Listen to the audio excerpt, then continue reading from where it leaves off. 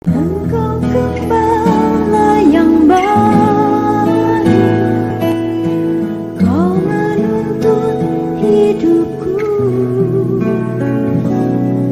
dan bawaku ke air tenang, menyegarkan jiwaku.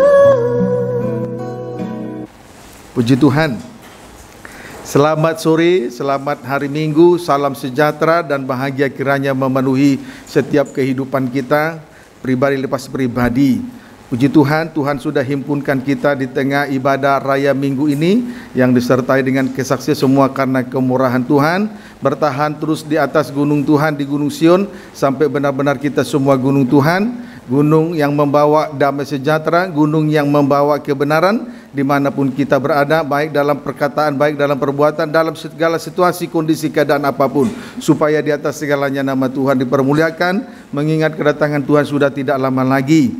Puji Tuhan, haleluya.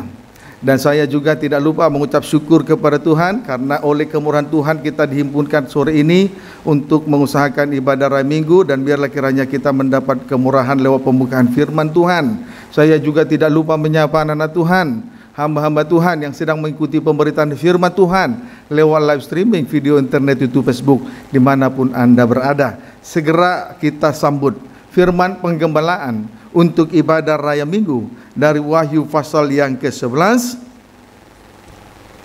dan kita sudah memasuki perikop yang kedua. Puji Tuhan, sangkakala yang ke-7, nyanyian puji-pujian para tua-tua. Ya, kita kembali membaca Wahyu 11 ayat 15, silakan. Demikian firman Tuhan. Ya. Sangkakala yang ke-7, Ya. nyanyian puji-pujian para tua-tua. Ya.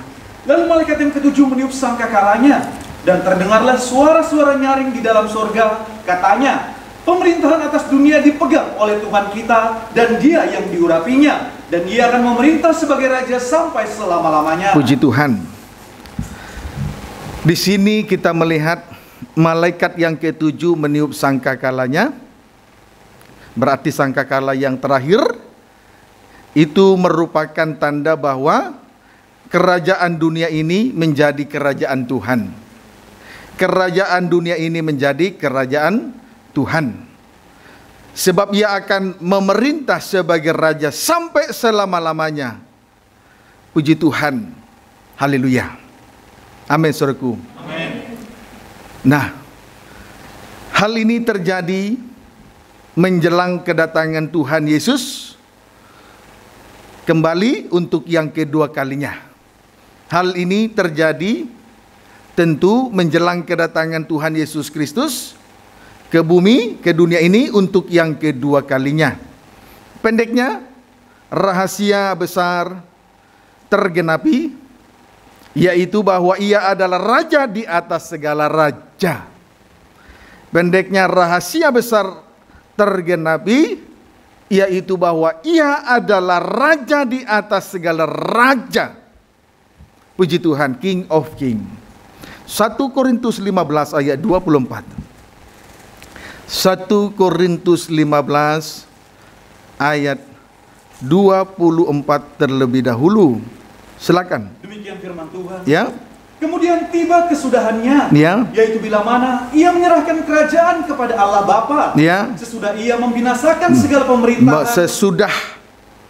Sesudah membinasakan segala pemerintahan, terus kekuasaan sesudah membinasakan segala kekuasaan, dan kekuatan. dan sesudah membinasakan segala kekuatan.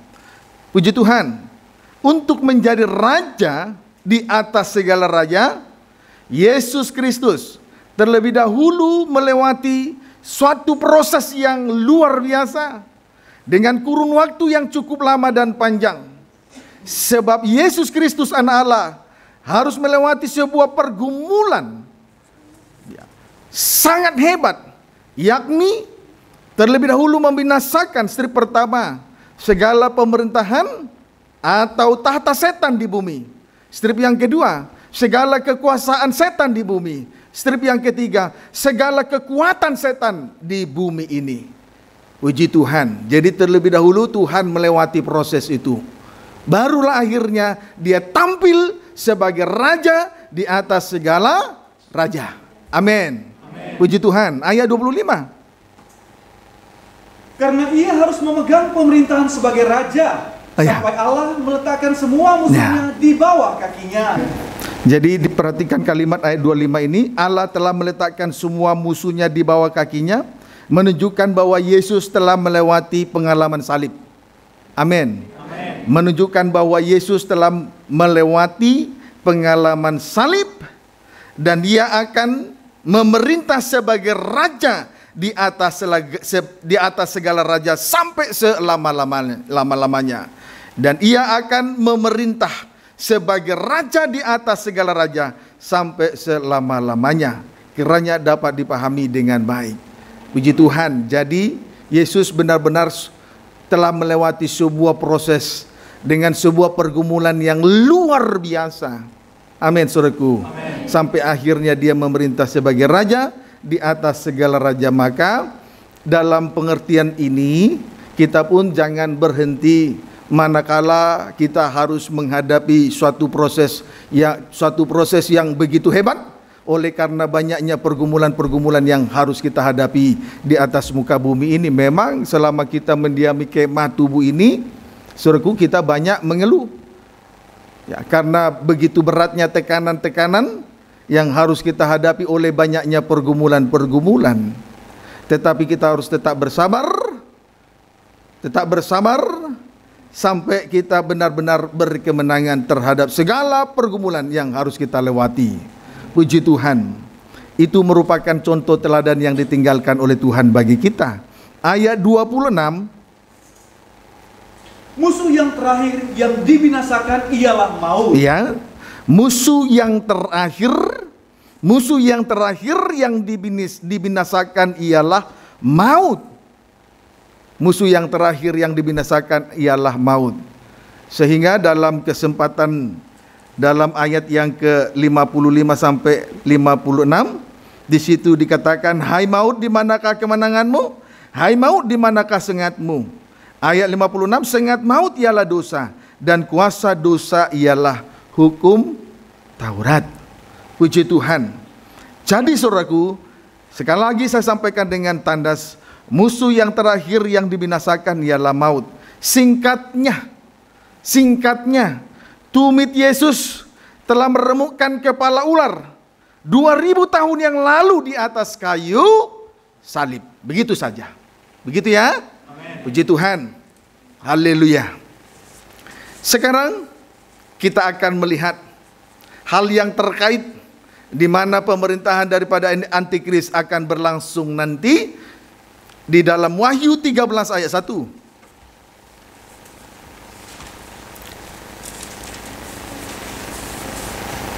Wahyu 13 ayat 1, walaupun ayat ini berkali-kali tidak apa-apa, diulang-ulang sampai betul-betul kita diberkati dalam bentuk sisi yang lain.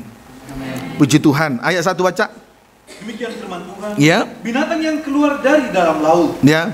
Lalu aku melihat seekor binatang keluar dari dalam laut. Ya. Bertanduk 10 terus, dan berkepala 7. Ya. Di atas tanduk-tanduknya terdapat 10 mahkota. Ya. Dan pada kepalanya tertulis nama-nama hujan. Puji Tuhan. Di sini kita melihat binatang keluar dari dalam laut. Binatang yang keluar dari dalam laut itu menunjuk antikris. Kemudian adapun wujud dari binatang itu bertanduk 10. Adapun wujud daripada binatang itu bertanduk 10. Strip pertama bertanduk 10. Kemudian strip yang kedua berkepala 7. Strip yang ketiga 10 mahkota di atas tanduk-tanduknya itu. Singkatnya 10 tambah 7 tambah 10 sama dengan 27. Singkatnya 10 tambah 7 tambah 10 sama dengan 27. Angka ini menunjukkan bahwa sepertinya mereka telah melewati, atau antikris binatang ini telah melewati sebuah pengalaman yang sama seperti Yesus, seperti apa yang dialami oleh Yesus Kristus. Sebab memang Injil atau Perjanjian Baru secara khusus menceritakan kisah Yesus. Mulai dia datang ke dunia ini menjadi manusia lewat proses kelahiran. Kemudian strip yang kedua melewati sengsara salib. mati dan bangkit hari ketiga.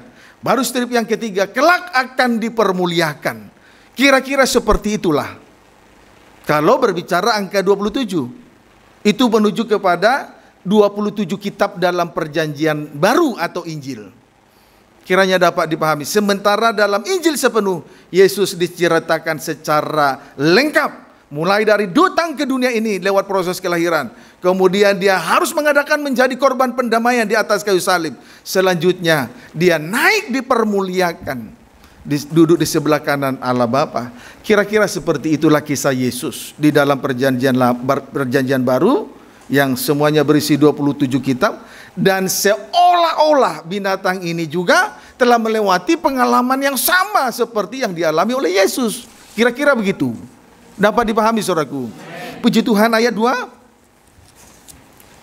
Binatang yang kulihat itu serupa dengan macan tutul, Ya. dan kakinya seperti kaki beruang, Ya. dan mulutnya seperti mulut singa. Terus. Dan naga itu memberikan kepadanya kekuatannya, dan tahtanya dan kekuasaannya Ya. yang besar. Puji Tuhan. Haleluya. Pada ayat 2 ini kita akan melihat terlebih dahulu di mana antikris ini gabungan. Pertama-tama kita akan lihat dalam ayat 2 ini, kita akan melihat pertama-tama adapun antikris itu adalah gabungan dari 3 jenis binatang. Ya, yang pertama adapun antikris adalah gabungan dari 3 jenis binatang, yaitu 1 macan tutul, 2 beruang, 3 singa. Kemudian bagian B dari ayat ini adalah naga itu memberikan kepada antikris. Naga itu memberikan kepada antikris titik 2 kekuatannya. Strip yang kedua, tahtanya atau sebuah pemerintahan setan di bumi. Amin. Kemudian strip yang ketiga, kekuatannya yang besar. Itu semua diberikan naga merah pada naga itu memberikan semuanya itu kepada antikris. Puji Tuhan. Haleluya. Jadi naga memberikan, saya ulangi dulu ya. Naga memberikan kepada antikris, strip pertama kekuatannya, 2 tahtanya atau sebuah pemerintahan setan di bumi. Strip yang ketiga, kekuatannya yang besar. Puji Tuhan. Itu diberikan kepada antikris. Naga memberikan itu semua kepada antikris. Puji Tuhan. Sehingga nanti antikris juga mempunyai pemerintahan dengan kekuatan dan kekuasaan yang begitu hebat yang diberikan oleh naga kepada antikris. Puji Tuhan. Kiranya dapat dipahami dengan baik. Ayat yang kelima. Dan kepada binatang itu Ya. diberikan mulut yang penuh kesombongan dan hujat. Ya. Kepadanya diberikan juga kuasa untuk melakukannya 42 bulan lamanya. Singkatnya, kepada antikris diberikan mulut yang penuh kesombongan dan hujat. Kepada antikris diberikan mulut yang penuh kesombongan dan hujat. Maka antikris akan antikris akan memerintah di bumi selama 3 tahun setengah.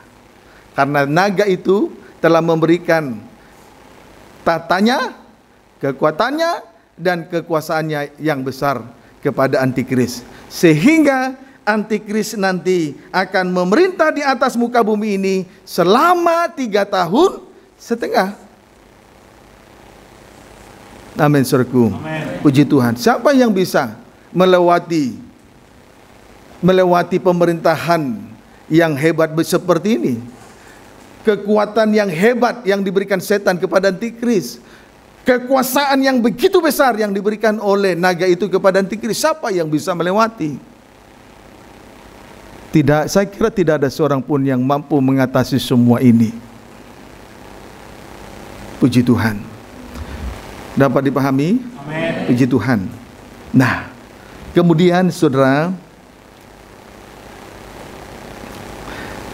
setelah kita melihat bahwa betul-betul nanti antikris akan memerintah di atas muka bumi ini selama 3 tahun setengah dengan kekuatan yang besar, kekuasaan yang besar yang diberikan oleh naga kepadanya.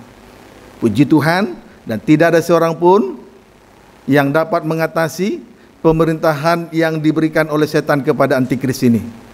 Baik dia orang pandai, cendekiawan, Baik dia orang yang memiliki harta, kekayaan, uang yang banyak, kedudukan jabatan yang tinggi, bahkan dia sekalipun pejabat tinggi, tidak akan sanggup mengatasi saudara pemerintahan dari antikris dengan kekuasaan yang besar dan kekuatan yang luar biasa ini. Tetapi rupanya bukan hanya antikris yang memiliki yang akan memerintah selama 3,5 tahun di atas muka bumi dengan kekuatan dan kekuasaan yang besar. Lanjut, Wahyu 13 ayat 1. Ayat 11 maksud saya. Binatang yang keluar dari dalam bumi. Ya. Dan aku melihat seekor binatang lain keluar dari dalam bumi.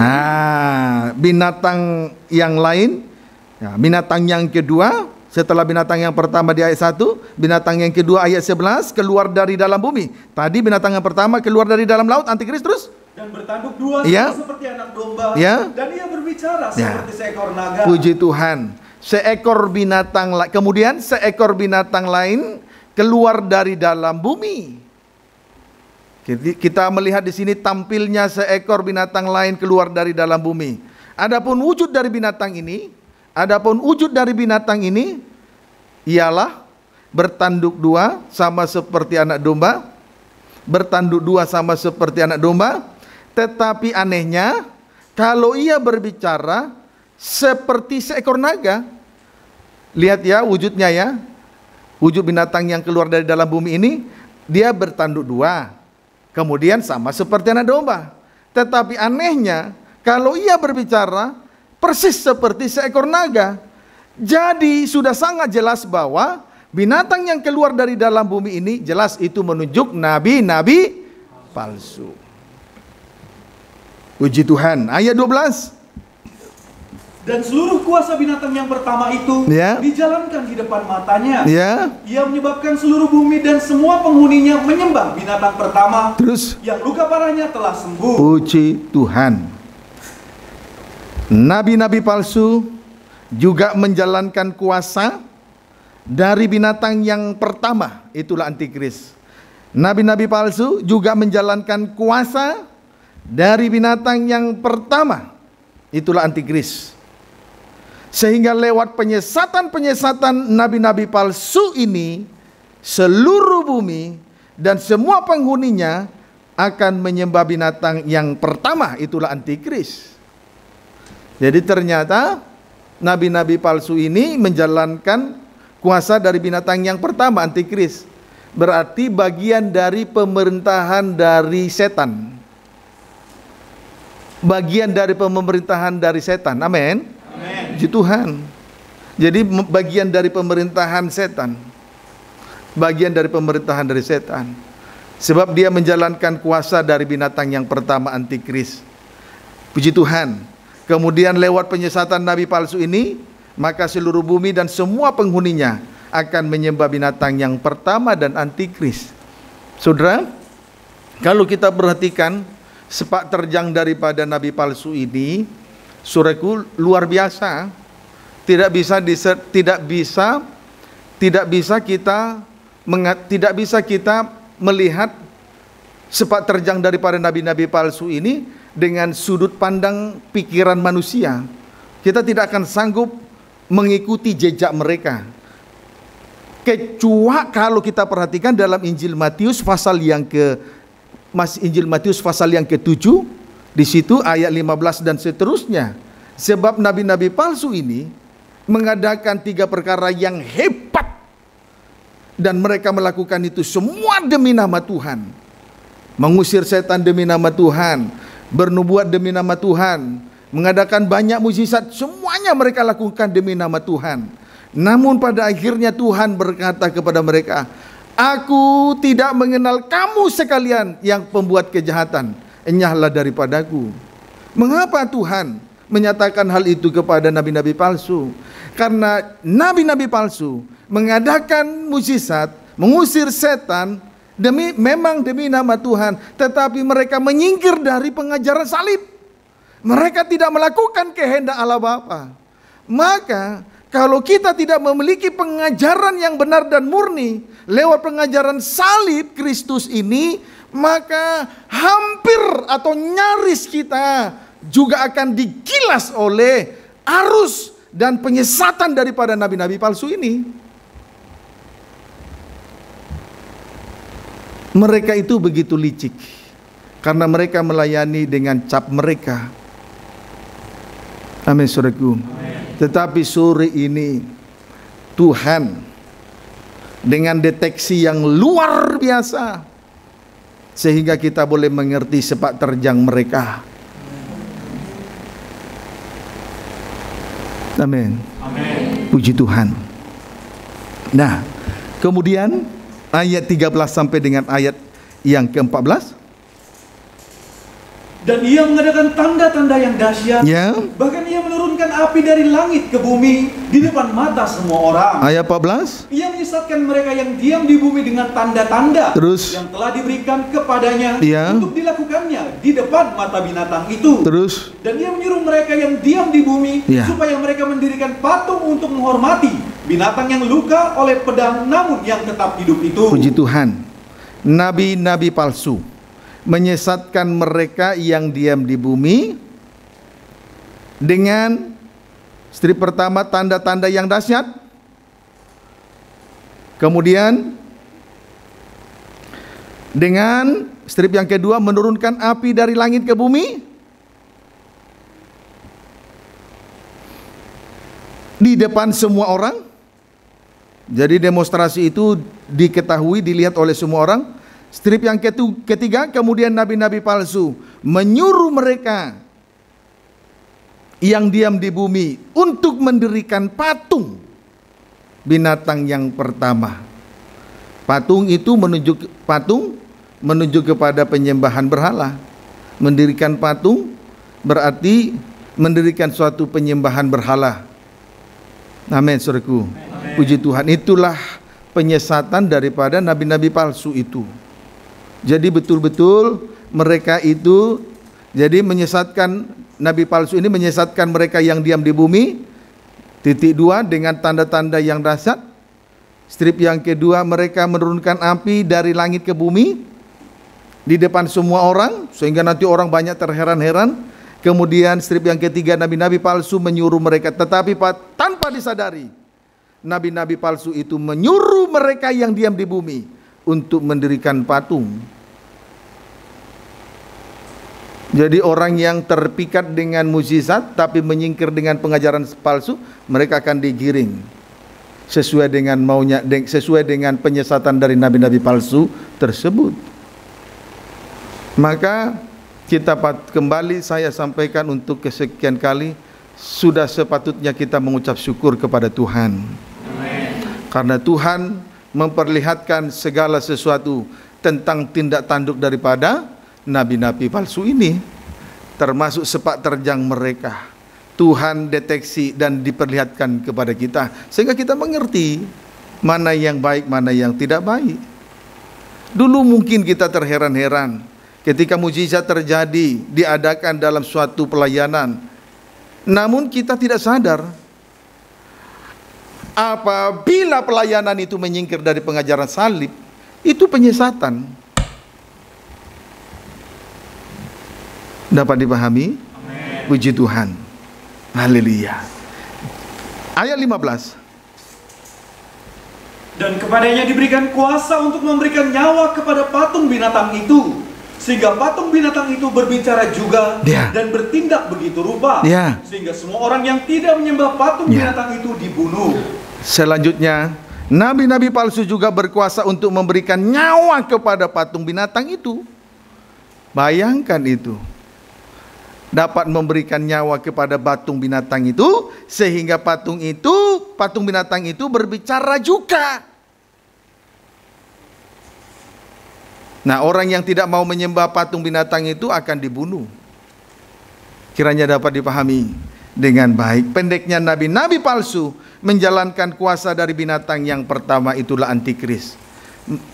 Puji Tuhan, mereka bagian dari pemerintahan dari naga, itulah iblis setan, penghulu di udara yang gelap. Mereka menjalankan aksi mereka, tetapi mereka masih bagian dari pemerintahan daripada iblis atau setan, penghulu di udara yang gelap. Kiranya dapat dipahami dengan baik. Lalu dengan pelayanan yang seperti ini dengan luar biasa, siapa yang bisa Siapa yang bisa mengetahui bahwa itu benar-benar dari Tuhan atau bukan? Kiranya dapat dipahami dengan baik. Amin, saudaraku. Amin. Namun pada akhirnya Allah akan meletakkan semua musuhnya di bawah kakinya, di bawah kaki anaknya yang tunggal. Amin, saudaraku. Amin. Antara lain segala pemerintahan, kekuatan, dan segala kekuasaan yang besar dari naga itu. Kiranya dapat dipahami dengan baik. Puji Tuhan, kita patut bersyukur. Pada akhirnya tumit Yesus meremukan kepala ular 2000 tahun yang lalu di atas kayu salib. Puji Tuhan. Kalau kita perhatikan pemerintahan daripada iblis setan, begitu terstrukturnya, kemudian begitu rapi pemerintahan itu, karena disertai dengan kekuatan yang luar biasa, disertai dengan kekuasaan yang luar biasa. Sehingga oleh kekuatan dan kekuasaan yang luar biasa ini, mata penghuni di bumi ini, mata mereka menjadi buta. Terkhusus mereka yang tidak tertulis namanya dalam kitab kehidupan anak domba. Haleluya. Puji Tuhan. Tetapi 2000 tahun yang lalu salib Kristus dinyatakan. Lalu semua terdeteksi. Pemerintahan akal-akalan terdeteksi. Semua musuhnya telah diletakkan di bawah kakinya. Semua pemerintahan sudah dikalahkan. Semua kekuatan sudah dikalahkan. Semua kekuasaan yang besar sudah dikalahkan.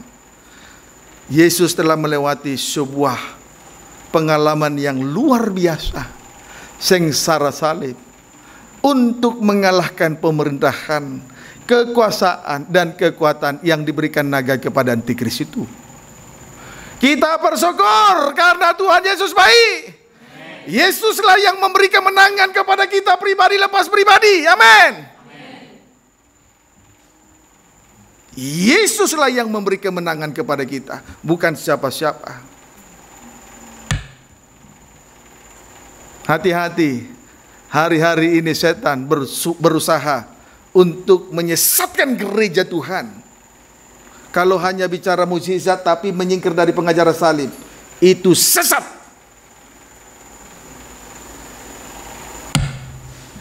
Kiranya dapat dipahami dengan baik. Puji Tuhan. Bersyukur kepada Tuhan Yesus. Amin. Ya, karena Tuhan sangat peduli dengan nyawa saya dan nyawa saudara. Tuhan tidak mau nyawa saya dan nyawa saudara binasa. Sebab itu Tuhan nyatakan pengajaran salib. Kiranya dapat dipahami dengan baik.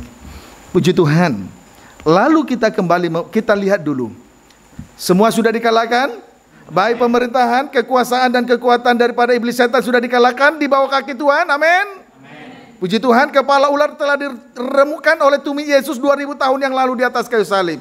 Maka kita, bagaimana sikap kita di hari-hari terakhir ini? Apakah kita mau mengikuti contoh teladan yang ditinggalkan oleh Yesus supaya akhirnya kita juga berkemenangan? Baik, kalau memang jawab saudara adalah amin, mari kita konsekuen membaca Wahyu 15 ayat 1-2. Demikian firman Tuhan. Ya, ayat 2 saja, tapi baca ayat 1, tidak salah. Baca. Nyanyian mereka yang menang. Nyanyian kemenangan. Terus, dan aku melihat suatu tanda lain di langit, ya, besar dan ajaib. Besar, ajaib. Terus 7 malaikat dengan 7 malapetaka ya, terakhir. ya. Karena dengan itu berakhirlah murka Allah. Puji Tuhan.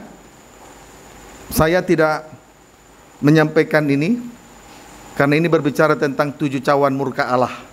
Jadi sudah menyusul, siap-siap menyusul. Setelah 7 sangkakala, tadi kita sudah lihat sangkakala yang terakhir yang ditiup oleh malaikat yang ke-7 dengan penghukumannya, baru nanti menyusul 7 cawan murka Allah.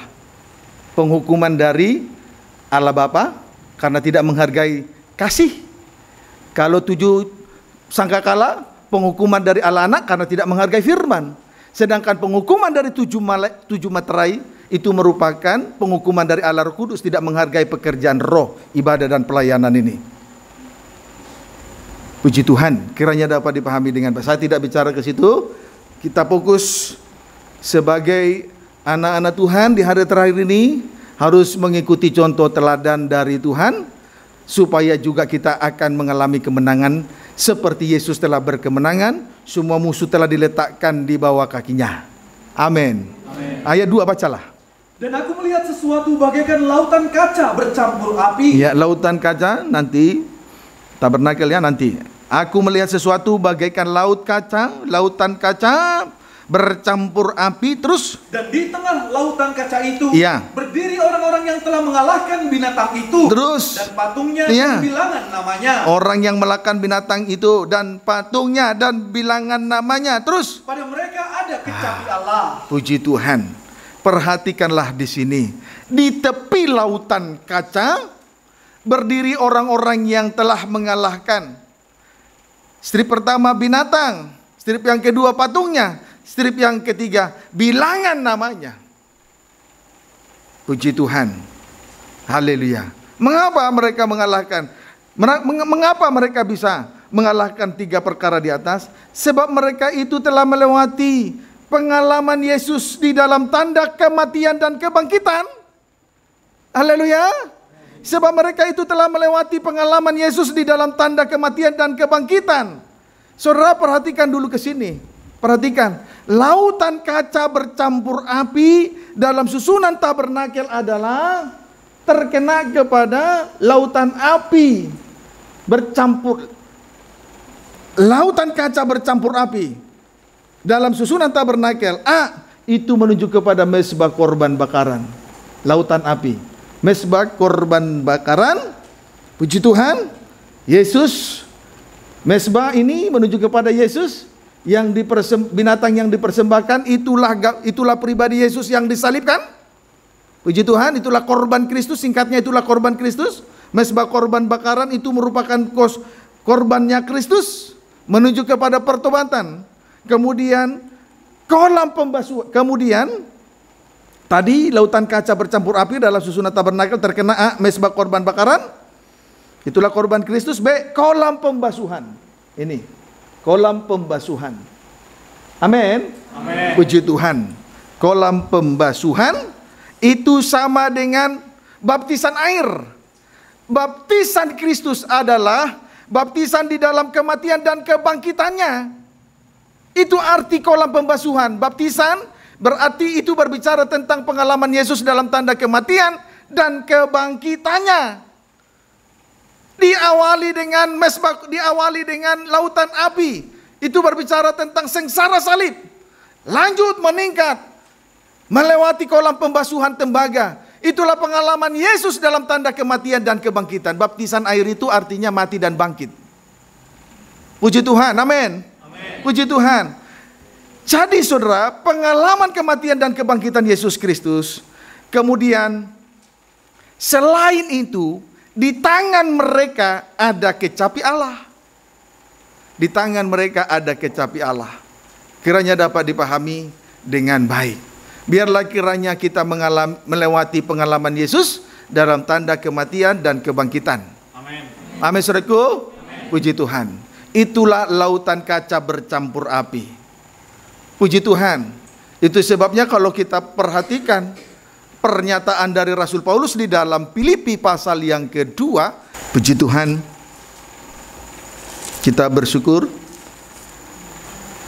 karena untuk mengerti rencana Tuhan tidak seperti kita membaca sebuah cerita lalu kita memahaminya, tetapi untuk mengerti sebuah rencana yang besar dan mulia dibutuhkan penyerahan diri sepenuh kepada Tuhan, kemudian dengan rendah hati memberi diri dikoreksi oleh firman. Tidak seperti membaca komik selamat, tidak seperti itu. Dibutuhkan kesabaran dan kerendahan hati disertai penyerahan diri sepenuhnya kepada Tuhan. Itu keselamatan. Jadi jangan saudara samaratakan keselamatan seperti membaca komik. Lihat mereka yang berkemenangan sudah melewati lautan kaca bercampur api. Itulah sengsara Yesus, lautan api, sengsara Yesus di atas kayu salib. Kemudian lautan kaca, itulah kolam pembasuhan sama dengan baptisan air, arti rohaninya mati dan bangkit. Jadi pengalaman itu dilewati dulu, baru nanti berkemenangan. Kalau hanya mukjizat tapi menyingkir dari salib, tidak berkemenangan. Itu yang disebut nabi palsu. Amin, saudaraku. Amin. Kalau kesembuhan itu karunia ilahi, tapi kalau berubah itu adalah sengsara salib yang kita pikul. Jadi tidak sama. Kalau orang berubah karena salib, itu beda klasifikasinya dengan mukjizat, karena mukjizat karunia. Kalau keubahan karena salib, itu hubungan langsung dengan salib. Dapat dipahami? Amin. Puji Tuhan. Mari kita lihat dulu seorang hamba Tuhan yang luar biasa ini, yang menjadi teladan yang luar biasa bagi sidang jemaat di Asia Kecil. Menjadi contoh teladan, menjadi bapak rohani yang baik bagi anak-anak rohaninya. Puji Tuhan. Itulah pribadi Rasul Paulus di dalam suratan Filipi, pasal ketiga ayat 8 dan 10. Baca. Demikian firman Tuhan. Ayat 10 sampai 11. 8 loncat 10 sampai 11. Lihat ya. Kebenaran yang sejati. Kebenaran yang sejati. Terus. Malahan segala sesuatu kuanggap rugi. Ya, dianggap rugi, menjadi sampah. Jadi kalau soal sibuk berbicara soal berkat jasmani, itu sampah. Itu khotbah sampah. Loh, kok tidak diyakinkan? Kalau sibuk hanya berbicara soal berkat jasmani, itu khotbah sampah. Terus? Karena pengenalan akan Kristus Yesus Tuhanku lebih mulia daripada semuanya. Daripada kelebihan Rasul Paulus di ayat 3 sampai ayat 7. Dianggap rugi. Kelebihan yang masa lalu dianggap rugi, sampah, kotoran. Puji Tuhan. Terus. Oleh karena dialah aku telah melepaskan semuanya itu. Iya. Mulai dari kedudukan, jabatan, sebagai seorang cendekiawan, sebagai seorang ahli Taurat dan orang Farisi yang sangat dihormati dan disegani pada waktu itu. Tapi semuanya itu merupakan sampah. Jadi kalau khotbah berkat jasmani, kesembuhan tapi salib tidak sampaikan, itu khotbah sampah. Amin. Terus baca. Dan menganggapnya sampah, Ya. supaya aku memperoleh Kristus. Kita harus anggap sampah, harta, kekayaan, kedudukan itu anggap sampah supaya kita memiliki Kristus ya. Amin. Terus barulah ayat 9 sampai 10, ayat 10 sampai 11 terus. Yang kukehendaki ialah. Nah, baru berikutnya di sini Rasul Paulus berkata, yang kukehendaki ialah apa? Mengenal Dia. Nah, kuasa kebangkitannya. Kuasa kebangkitannya, lautan kaca. Lautan kaca. Mati bangkit itu lautan kaca baptisan air. Yang ku kehendaki ialah mengenal Dia dan kuasa kebangkitan, lautan kaca. Terus. Dan persekutuan dalam penderitaannya. Iya, itu lautan api. Lautan api sengsara salib. Terus. Di mana aku menjadi serupa dengan Dia dalam kematian. Nah, terus. Supaya aku akhirnya beroleh kebangkitan dari antara orang mati. Terima kasih. Jadi Rasul Paulus ini telah melewati lautan kaca bercampur api. Sebab kalau kita lihat dari pernyataannya di sini, yang ku kehendaki ialah mengenal Dia dan kuasa kebangkitannya. Tetapi untuk sampai kepada pengalaman kebangkitan ini diawali dengan persekutuan dalam penderitaannya, sengsara salib. Lewat sengsara salib nanti lanjut sampai kepada pengalaman kematian. Sebab Yesus mati di atas kayu salib. Kalau tidak ada salib, tidak ada pengalaman kematian. Pengalaman kematian ini sangat penting sekali bagi umat Tuhan, bagi kita di dalam mengikuti Tuhan. Sebab pengalaman kematian ini yang akan menuntun kita terus di jalur perlombaan. Kalau kita mengikuti Tuhan tanpa pengalaman kematian, maka pengikutan kita ini banyak kali bersungut-sungut. Beda dengan orang yang sudah mati, biar diomeli, biar diteriaki, biar diludahi, biar difitnah, menang aja, diam aja.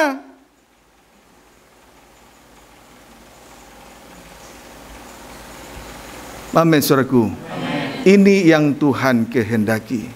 Inilah yang dikehendaki oleh Rasul Paulus. Jadi saudara, Rasul Paulus ini telah melewati lautan api, lautan kaca bercampur api. Sehingga dia pun berkemenangan. Amin. Puji Tuhan. Kiranya dapat dipahami dengan baik. Lalu kita kembali dulu membaca Wahyu yang ke-15 tadi. Saudara, ada hal yang mau saya sampaikan.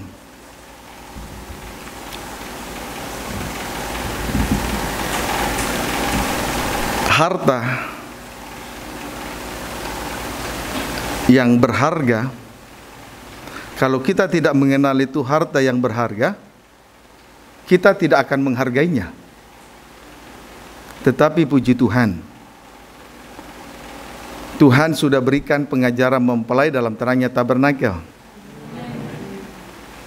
Dahulu bagi kita tidak berharga, terlalu rumit untuk dipahami. Tetapi puji Tuhan, hari demi hari pengertian Tuhan berikan kepada kita. Hari demi hari pengertian pun semakin bertambah-tambah. Hari demi hari sampai akhirnya kita memperoleh pengetahuan yang benar tentang anak Allah. Amin. Dahulu kita tidak suka, tidak menghargai karena kita tidak tahu itu barang yang berharga. Tapi saya mau sampaikan kepada saudara, kalau hari ini mungkin belum memahami pengajaran mempelai dan pengajaran tabernakel, sabar. Sabar.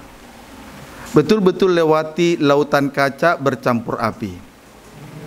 Ikuti Tuhan dengan pengalaman kematian. Mengikuti Tuhan bukan soal siapa yang paling hebat, bukan. Tetapi pengikutan yang benar harus benar-benar sudah melewati lautan kaca dan lautan api. Seperti yang sudah dibuktikan oleh Rasul Paulus kepada sidang jemaat di Filipi dan sidang jemaat yang lainnya di Asia Kecil. Kiranya dapat dipahami dengan baik. Amin. Amin. Wahyu 15 ayat 2. Demikian firman Tuhan. Ya. Dan aku melihat sesuatu bagaikan lautan kaca bercampur api. Ya, itu pengalaman, itulah sengsara salib. Lanjut kepada pengalaman kematian, hari ketiga bangkit. Kemudian Dan di tengah diulangi, dan di tepi lautan kaca itu. Di tepi lautan kaca itu terus berdiri orang-orang yang telah mengalahkan binatang itu. Iya, terus Namanya dan bilangan namanya. jadi orang yang sudah melewati pengalaman sengsara salib sampai lanjut kepada kematian, hari ketiga bangkit, mereka itu berkemenangan terhadap, mereka itu sanggup mengalahkan satu binatang itu, itulah antikris. Dua, patungnya, segala penyembahan berhala. Tiga, bilangan namanya. Jadi kalau kita tidak melewati lautan kaca bercampur api, tidak akan mungkin bisa mengatasi pemerintahan daripada antikris. Halo? Amin. Kalau kita tidak melewati lautan kaca bercampur api, tidak mungkin kita dapat mengalahkan atau berkemenangan terhadap antikris, binatang pertama, dengan segala pemerintahan yang diberikan oleh naga kepadanya, dengan segala kekuasaan yang begitu besar, dengan segala kekuatan yang begitu dahsyat.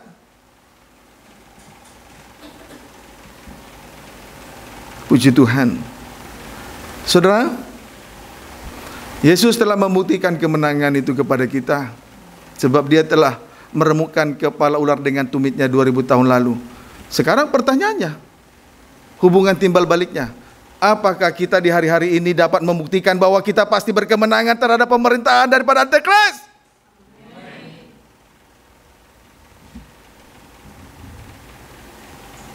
Itu bisa, asal kita melewati lautan kaca bercampur api. Amin. Puji Tuhan. Kiranya dapat dipahami dengan baik. Kemudian tadi sudah dibaca, pada mereka ada kecapi Allah. Pada mereka ada, kemudian di tangan mereka ada kecapi Allah. Menunjuk bahwa pengalaman mereka seirama dengan pengalaman Yesus dalam tanda kematian dan kebangkitannya yang diawali dengan persekutuan di dalam penderitaan. Diawali dengan sengsara salib, barulah lanjut sampai dengan kematian, lalu hari ketiga bangkit. Tidak akan mungkin masuk dalam pengalaman kematian kalau tidak melewati sengsara, ada dalam persekutuan dengan sengsara salib. Amin, saudaraku. Puji Tuhan. Haleluya. Jadi kecapi, di tangan mereka ada kecapi Allah, menunjukkan bahwa pengalaman mereka seirama dengan pengalaman Yesus, yaitu dalam tanda kematian, kebangkitan, yang diawali dengan persekutuan di dalam penderitaan sengsara salib. Puji Tuhan. Amin, saudaraku. Sehingga ada kemenangan. Ada kemenangan. Puji Tuhan. Nah, kita kembali membaca Wahyu 11. Wahyu pasal 11 ayat 15. Puji Tuhan. Demikian firman Tuhan. Minggu lalu ada seorang perempuan pertama kali datang beribadah ke tempat ini. Setelah pulang, saya antar karena hujan. Ada hadir? Tidak ada? Tidak. Lalu berbincang-bincang di tengah jalan, kami berbincang-bincang. Di tengah perbincangan itu, akhirnya saya baru tahu, sama sekali dia tidak mengerti apa yang saya sampaikan. Karena dia tidak pernah mendengar apa yang saya sampaikan ini. Karena dia hanya mendengarkan, biasa mendengar ibadah dalam ibadah, khotbah dalam ibadah, musisat diberkati, musisat diberkati, musisat diberkati. Ketika berbicara tentang sangkakala, dia tidak mengerti. Lalu bagaimana gereja mau selamat kalau sangkakala disampaikan namun gereja tidak mengerti? Itu loh saya tidak habis pikir.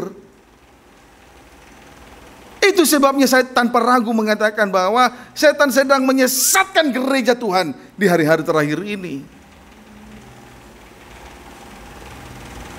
Yang disodorkan hanya mukjizat kesembuhan, disodorkan hanya berkat-berkat jasmani, tapi pengajaran salib tidak diajar, tidak dididik untuk memikul salibnya. Singkat saja ya, singkat sederhana. Bumi tidak akan sampai ke langit kalau tidak ada salib. Biar sejuta kali mukjizat terjadi di depan muka, di depan mata, tidak akan selamat kalau tidak ada salib. Amen. Sederhana saja berpikir. Tidak akan sampai bumi ke langit. Tidak akan sampai kita ke surga. Manusia hina tanah ini loh, manusia hina. Kalau tidak mau pikul salib. Memangnya kalau sudah terjadi mukjizat lalu kita langsung mulia? Tidak mungkin. Realistis loh kita berpikir, sederhana saja. Nah inilah sekarang pekerjaan kita semua. Hai imam-imam, ini tugas kita. Supaya gereja-gereja mengerti tentang kebenaran. Terlalu gampang sekali orang berkata, yang penting percaya. Loh soal percaya, setan juga percaya, cuma tidak melakukan salib. Makanya jalannya liku-liku. Nanti setelah kayu salib, sebatang kayu salib dipotong dari mulut, baru lurus. Paham saudara? Amin. Baru lurus jalannya. Kiranya dapat dipahami dengan baik. Puji Tuhan. Nah, kita kembali membaca Wahyu 11 ayat 15. Ayo, pengalaman Yesus mengalahkan musuh juga harus menjadi pengalaman kita. Berarti kita harus melewati lautan kaca dan bercampur api. Puji Tuhan. Seperti yang dikatakan oleh Rasul Paulus kepada Filipi tadi. Wahyu 11 ayat 15, baca. Demikian firman Tuhan. Ya. Lalu malaikat yang ketujuh meniup sangkakalanya. Ya. Dan terdengarlah suara-suara nyaring di dalam sorga. Ya. Katanya, ya. Pemerintahan atas dunia dipegang oleh Tuhan kita. Puji Tuhan. Puji Tuhan. Haleluya. Akhirnya Tuhan mengambil alih dan menjadi raja di atas segala raja untuk selama-lamanya. Ini yang kita tunggu-tunggu. Haleluya. Ini yang kita tunggu-tunggu. Terus Dan dia yang diurapinya. Ya. Dan ia akan memerintah sebagai raja sampai selama-lamanya. Puji Tuhan. Perhatikan khusus bagian A ya. Ketika malaikat yang ketujuh meniup sangkakalanya, terdengarlah suara-suara nyaring di dalam surga. Terdengarlah suara-suara nyaring di dalam surga. Puji Tuhan. Haleluya. Jadi pada saat malaikat yang ketujuh meniup sangkakala yang ketujuh, sangkakala yang terakhir, pada saat itu juga dalam kesempatan yang lain terdengarlah suara-suara nyaring di dalam kerajaan surga.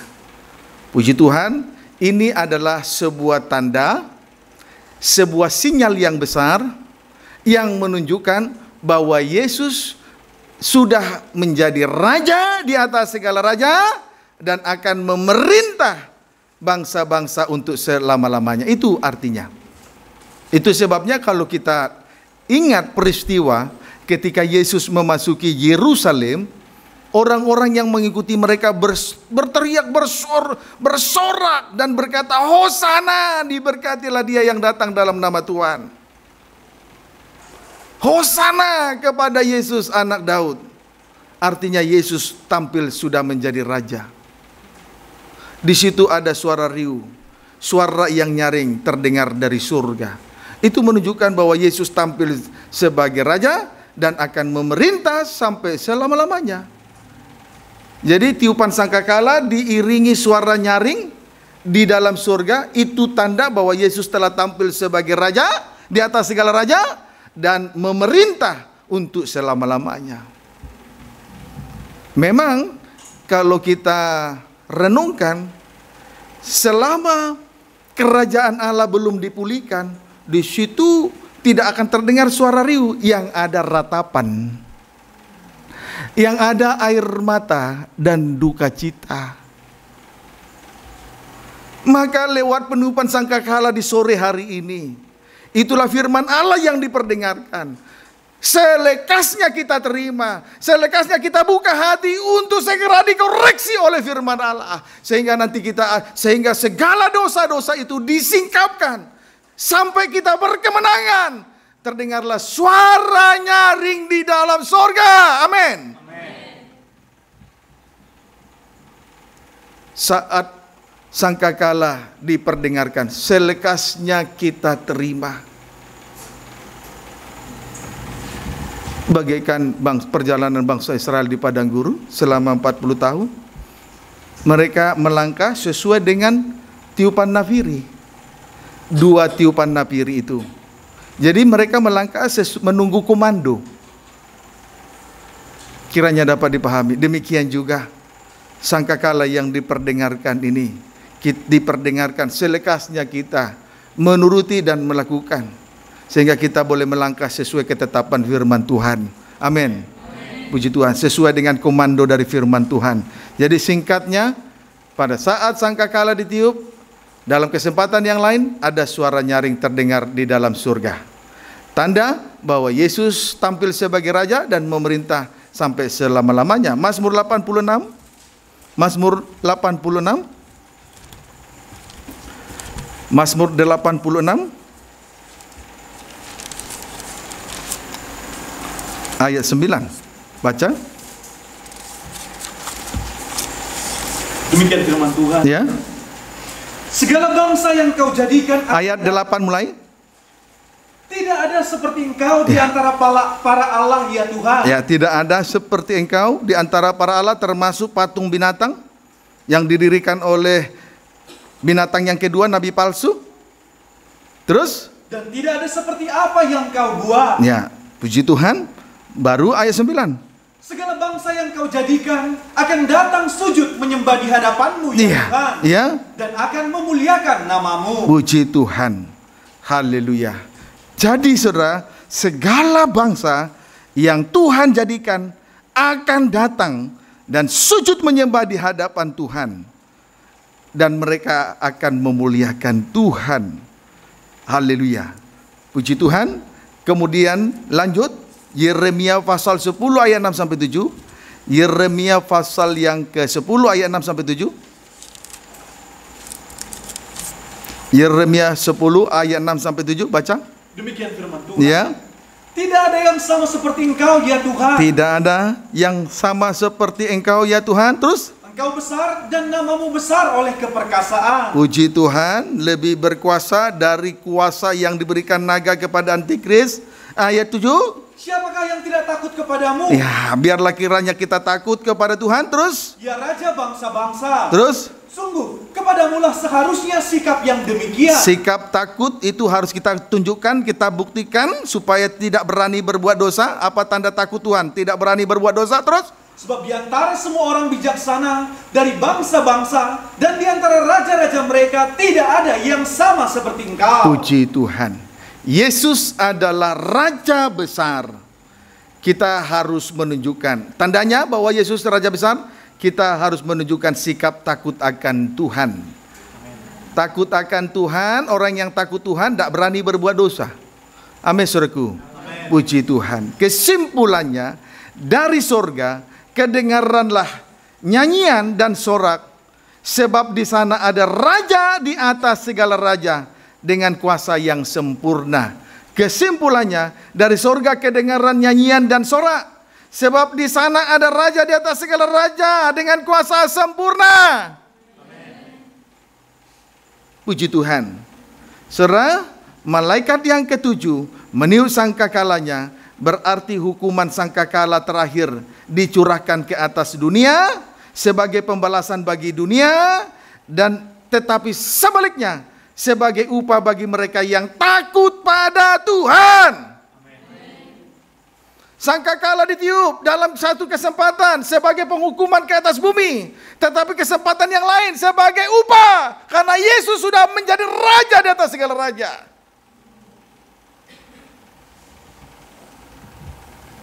Amin, saudaraku. Puji Tuhan. Haleluya. Kiranya dapat dipahami dengan baik. Itulah upah bagi orang yang takut akan Tuhan. Sebaiknya memang kita tunjukkan rasa takut itu kepada Tuhan. Kita tunjukkan bahwa kita takut Tuhan. Jangan takut manusia, jangan takut tidak punya uang, jangan takut kere. Karena Tuhan tidak pernah biarkan kita kere. Tapi harus takut Tuhan. Jangan berani berbuat dosa. Karena Yesus Raja di atas segala raja. Jadi penghukuman dari sangkakala yang ketujuh, sangkakala yang terakhir, itu penghukuman bagi dunia. Tapi dalam kesempatan yang lain, itu upah bagi mereka yang takut akan Tuhan. Kiranya dapat dipahami dengan baik. Ayat 16 baca. Wahyu 11 ayat 16, ayat terakhir ini, supaya kita sudahi. Kita akhiri ayat 11 dan 16. Puji Tuhan. Terus baca. Dan ke-24 tua-tua yang duduk di hadapan Allah di atas tahta mereka tersungkur dan menyembah Allah. Kemudian setelah mendengarkan suara nyaring di dalam surga, dalam kesempatan yang lain 24 tua-tua yang duduk di hadapan Allah di atas tahta mereka tersungkur dan menyembah Allah. Tersungkur dan menyembah Allah. Biarlah kiranya di hari-hari ini kita banyak menyembah kepada Tuhan. Ya. Dalam satu kesempatan ada pujian, tapi dalam kesempatan yang lain kita tersungkur di kaki salib Tuhan untuk sujud menyembah Dia. Puji Tuhan, merendahkan diri serendah-rendahnya di ujung kaki salib. Jadi kaki salib adalah poros pelayanan kita. Kaki salib adalah poros pelayanan kita. Maka kalau memang kaki salib adalah poros pelayan kita, mari kita menyembah Tuhan seperti 24 tua-tua tersungkur di kaki salib. Maka orang yang melayani Tuhan harus berada pada poros pelayanan di ujung kaki salib, sujud menyembah kepada Tuhan. Tidak serta-merta enak-enaknya aja melayani Tuhan di mimbar, di altar ini. Banyak menyembah Tuhan. Tidak boleh malas. Tidak boleh mata tertutup. Tidak boleh malas. Orang malas tidak masuk surga. Malas itu sama dengan jahat di Tuhan. Kiranya dapat dipahami dengan baik. Kalau Tuhan berkemenangan, musuhnya diletakkan di bawah kakinya, mari kita berada di poros pelayanan. Sujud menyembah di kaki salib supaya berkemenangan. Tuhan Yesus memberkati kita semua.